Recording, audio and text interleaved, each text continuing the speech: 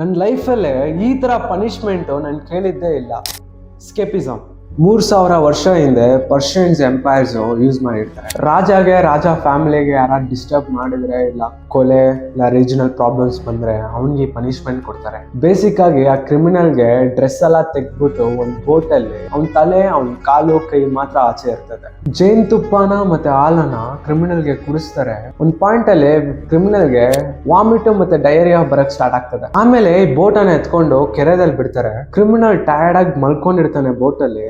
ಜೇನ್ ತುಪ್ಪ ಸ್ಮೆಲ್ಗೆ ತುಂಬಾ ಇನ್ಸೆಕ್ಟ್ಸ್ ಅನ್ನೋದು ಅವನ ಹತ್ರ ಬರಕ್ ಸ್ಟಾರ್ಟ್ ಆಗ್ತದೆ. ಸ್ಲೋ ಆಗಿ ಜೇನ್ ತುಪ್ಪ ಜೊತೆಗೆ ಅವನ ಬಾಡಿ ಅನ್ನೋದು ತಿನ್ನಕ್ ಸ್ಟಾರ್ಟ್ ಮಾಡ್ತದೆ.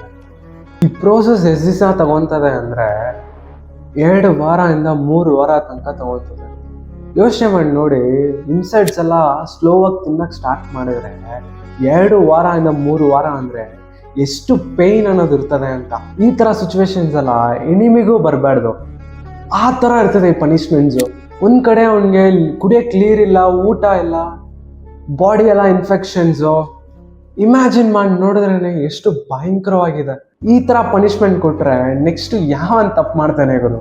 ಒಂದು ಫೇಮಸ್ ಕತೆ ಏನಂದರೆ, ಮಿತ್ರಿಡೇಚ್ ಅಂತ ಒಬ್ಬರು ಅಲೆಕ್ಸಾಂಡರ್ ಬ್ರದರ್ನ ಆಕ್ಸಿಡೆಂಟ್ ಆಗಿ ಸಾಯಿಸ್ಬಿಡ್ತಾರೆ. ಇವ್ರಿಗೆ ಪನಿಷ್ಮೆಂಟ್ ಕೊಡ್ತಾರೆ. 1 ವಾರ ಅಲ್ಲ, 2 ವಾರ ಅಲ್ಲ, 17 ಡೇಸ್ ತಗೊಂತಿದೆ ಇವ್ರು ಸಾಯಕ್ಕೆ. ಹ್ಯೂಮನ್ಸು ಈ ಥರ ಕ್ರಿಯೇಟಿವಿಟಿ ಪನಿಷ್ಮೆಂಟ್ಸ್ ಎಲ್ಲ ಕ್ರಿಯೇಟ್ ಮಾಡಿದ್ದಾರೆ. ಈ ವಿಡಿಯೋ ಇಷ್ಟ ಆಗಿದೆ ಲೈಕ್ ಮಾಡಿ. ಈ ಥರ ಪನಿಷ್ಮೆಂಟ್ ಯಾರಿಗೆ ಕೊಡಬೇಕೋ ಅವ್ರಿಗೆ ಈ ವಿಡಿಯೋನ ಶೇರ್ ಮಾಡಿ.